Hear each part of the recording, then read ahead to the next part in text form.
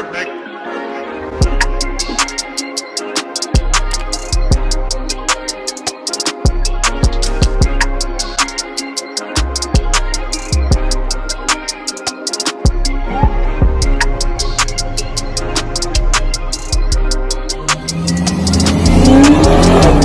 What's going on, guys? This is Mopar back again for another video. Today I'm going to be talking to you guys about the Mopar cold air intake. That is for the V6 model. So I haven't really seen too much videos on this particular subject matter for the V6. I think I saw one video and it sounded amazing, kind of made me want to go ahead and buy it. So it's not going to be completely in depth, but it's an overall video that if you are going to go the route of going for the Mopar cold air intake for the Dodge Challenger or Charger V6 models. So this is my perspective on why I went this route of going and getting the Mopar cold air intake. You know, getting it, not an aftermarket one, but like a K&N or even like the Momentum GT cold air intake. My perspective is, you know, I'm not going to knock them. You know, to each his own. Everybody has an opinion on which is louder. I felt, you know, I wanted to keep it OEM as much as possible, and that's what made me go the route of getting the Mopar cold air intake. Plus I like the blue look of the filter and how everything looks with the Mopar logo on it and all that. It just looks completely, you know, badass. Like, I think it looks pretty cool, especially being a fan of Mopar myself. You know, I just figured that might as well just go that route of getting the Mopar cold air intake. I've had it installed for about 2 weeks now. Prior to this, I had regular air intake system. I had, you know, the OEM 3.6 liter air box, as well as having the I had an OEM filter, the one that I got from the dealership. Then I ended up changing that out, but early this year I ended up changing that out for the K&N airdrop filter. The K&N airdrop modification is under 50 bucks. I will leave a link down below in the description if you guys want to go that route. I've seen people go the route of having the K&N air intake filter with the Hellcat Air Box. I didn't want to go that route because I wanted, not only did I want the engine to breathe, but I wanted it to sound more aggressive. So that's why I went the route of getting the Mopar cold air intake. But I'm not gonna lie, like, I really do like my decision. Like, I'm content with my decision for me to get the Mopar cold air intake, because I could have went the route of getting other brands, the K&N system, intake system, or I could have went to get the Momentum GT, which I saw a lot of people get. I'm sure that system is better, but I wanted to keep it OEM as possible and have the Mopar brand embedded into the Challenger. You know, it's just what I do. You know, I love the Mopar brand. I rock it and wear it everywhere. And I haven't really seen too much people on YouTube talk about the Mopar cold air intake system. Anytime I typed in Mopar cold air intake, it would be for the 5.7s or it would be for the 6.4s.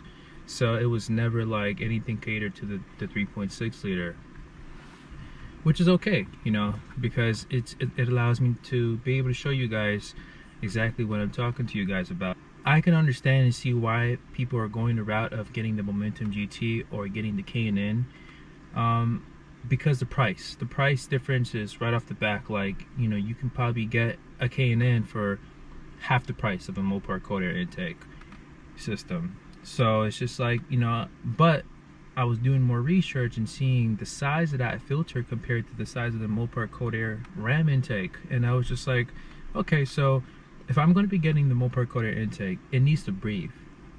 You know, it needs to breathe properly. So I ended up upgrading the inlet tube to a Hellcat inlet tube with the ring, the headlight ring itself. It's open, so I popped open the plastic piece that is in the headlight.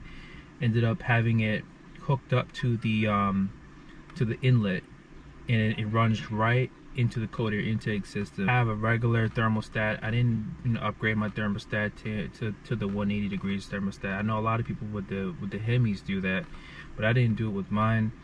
I don't push the car too hard, and I don't run it too hard at all. It's a daily driver of mine, so I keep it, and I maintain it as much as I possibly can. But other than that, the Mopar cold air intake system, my brief impressions of it is that it sounds great, as you can see in this clip here.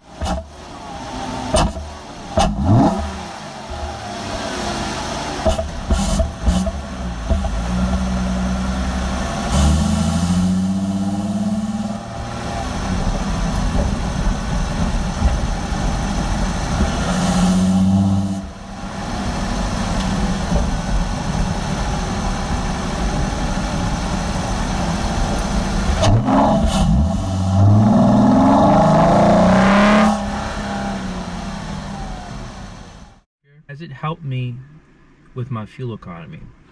Now, I would say fuel economy wise, the K&N air drop filter was better.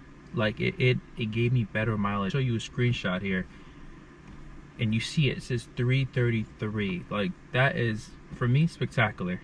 Because, you know, ever since I got the mid-muffler delete, I wasn't, it's not that I was averaging like 19, 20, 16 before, but you know, when you're driving in sport mode, obviously you do waste a little bit more gas. So, you know, I was driving in sport mode. I was only averaging about sometimes 14, 15 miles per gallon. You see a difference in range when I dropped the K&N air drop filter, which is, like, again, I will leave a link down below in the description if you guys want to check it out. It's under $50, or about 50, around that, you know, price that I got it. And it helped me tremendously with my fuel economy. It wasn't as aggressive as getting the cold air intake system, but it was, for me, a better throttle response for sure. You still have the lag there. I don't have a pedal commander, so you still feel the lag, but it wasn't as bad as it was prior to just having the stock filter. So I would recommend going the route of getting the K&N drop filter if you want to be, you know, and maybe go the route of getting that mixed with the Hellcat Air Box with the inlet tube. Make sure you have all that. I will leave a link down below in the description as well, because I was going to go that route. In my house, I have the AFE power inlet tube. I will leave a link for that as well. I have that. I was going to go the route of getting that instead of going and getting the cold air intake, but as I said, I was doing research. I'm in a Facebook group that showcases V6 Dodge Challengers. I was asking people for advice on what they would do in the sense of getting a cold air intake or the drop filter. A lot of people, 90% of people were saying get a cold air intake system. Then I asked them which brand, you know, did they go with. So people were saying that they went with the Momentum GT or the K&N, or some people went with Spectra. A lot of people, you know, had different opinions on this. So, and I really have not seen too many people talk about the Mopar cold air intake system for the 3.6 liter Pentastar. I haven't heard anybody talk about it too much. So I said, okay, so let me go ahead and just try it myself and see if I like it. Now, if I don't like it, I can easily resell it, whatever it may be. You know the deal. So it wasn't a big loss on it at all. So for me, I feel like it was worth every single penny, because the way that she sounds coming up and down the road, or driving underneath a tunnel, or doing like any form of pull, it's automatically more aggressive. She's just catching each RPM, the 1,000, the 2,000, the 3,000, 4,000, 5,000 RPM. That's how much I would push her at times, just so I can test it and hear it. And it sounded amazing every single 1,000 RPM. It sounded great. So I said, all right, so this is actually, for me, I feel like the only engine modification that I will do right now that I will be content with. Obviously, anything else underneath the hood would be a supercharger. That is an option for me. So once I have the car paid off, about next year, I'm gonna say I'm shooting for next year to pay it off. The option would be just to go the route, just to get a $6,000 or $5,000 supercharger, and going that route in getting it dynoed and getting it tuned at RIP. That could be an option too, but I do have plans on adding another car to the channel. That decision to either supercharge the V6 or to just get an additional car to the channel would be up in the air. I would say next year I will decide, and you guys will be the first to know, of course. So follow me on Instagram, Mopar_21 on Instagram, to be updated, and I would say to be the most updated to see what I'm doing on the back end. I post a lot of pictures of my cars, and if I have any updates, I'll give you guys a live update right there on Instagram. Any form of modification that I'm doing to the Dodge Challenger or anything. So I would say follow me on Instagram, Mopar_21. If you guys enjoyed this video, don't forget to hit that thumbs up button. Subscribe if you guys haven't. Also favorite and share this video. This is Mopar signing out, and I catch you guys next time. Thanks for watching.